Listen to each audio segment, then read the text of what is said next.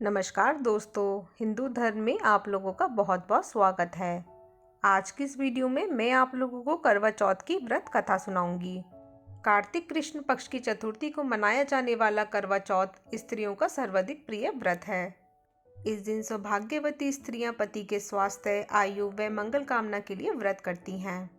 यह व्रत सौभाग्य और शुभ संतान देने वाला है। कार्तिक मास के कृष्ण पक्ष में चंद्रोदय व्यापिनी चतुर्थी को यह व्रत किया जाता है।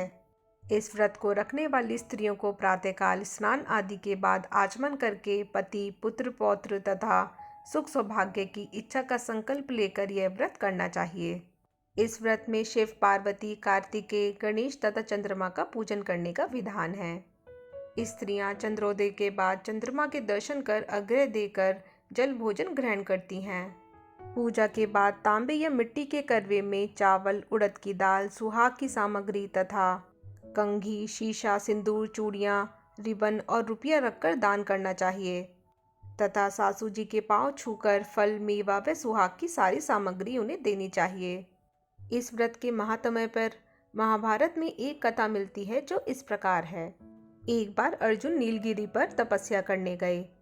द्रौपदी ने सोचा, यहाँ हर समय अनेक प्रकार की विघ्न बाधाएं आती रहती हैं। उनके शमन के लिए अर्जुन तो यहाँ है नहीं, अतः कोई उपाय करना चाहिए। यह सोचकर उन्होंने भगवान श्री कृष्ण का ध्यान किया।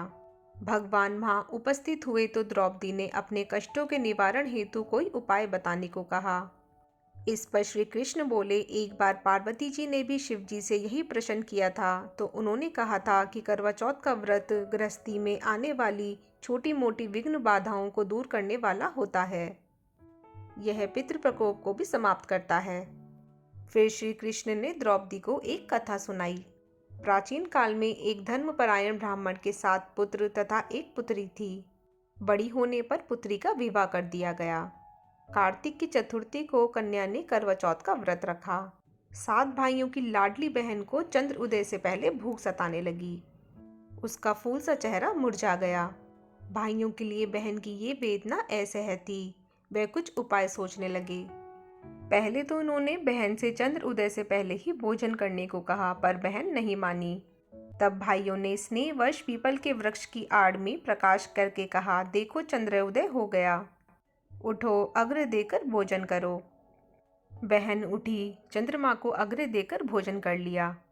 भोजन करते ही उसका पति मर गया। वह रोने लगी।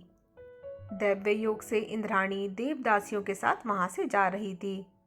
रोने की आवाज सुनकर वह वहां गई और उससे रोने का कारण पूछा। ब्राह्मण कन्या ने सब हाल कह सुनाया तो इंद्राणी बोली, तुमने करवा चौथ के व्रत में चंद्र उदय से पहले ही अन्न जल ग्रहण कर लिया, इसी से तुम्हारे पति की मृत्यु हुई है। अब यदि तुम मृत प्रतीक की सेवा करती हुई 12 महीने तक प्रत्येक चौथ को यथाविधि व्रत करो, करवा चौथ को विधिवत गौरी, शिव, गणेश, कार्तिकेय सहित चंद्रमा का पूजन करो तथा चंद्र उदय के बाद अर्घ्य देकर अन्न जल ग्रहण करो, तो तुम्हारे पति अवश्य जी उठेंगे। ब्राह्मण कन्या ने 12 माह तक चौथ सहित विधि पूर्वक करवा चौथ का व्रत किया। व्रत के प्रभाव से उसका मृत पति जीवित हो गया। यह कथा कहकर श्री कृष्ण द्रौपदी से बोले, यदि तुम भी श्रद्धा एवं विधि पूर्वक इस व्रत को करो तो तुम्हारी सब दुख दूर हो जाएंगे और सुख, सौभाग्य, धन धान्य में वृद्धि होगी। द्रौपदी ने श्री कृष्ण के कथानुसार करवा चौथ का व्रत रखा। उस व्रत के प्रभाव से महाभारत के युद्ध में कौरवों की हार तथा पांडवों की जीत हुई। तो दोस्तों, अगर आप लोगों को मेरा ये वीडियो थोड़ा सा भी हेल्पफुल लगा हो तो इसे लाइक और शेयर करना ना भूलिएगा और मेरे चैनल को सब्सक्राइब ज़रूर कीजिएगा। धन्यवाद।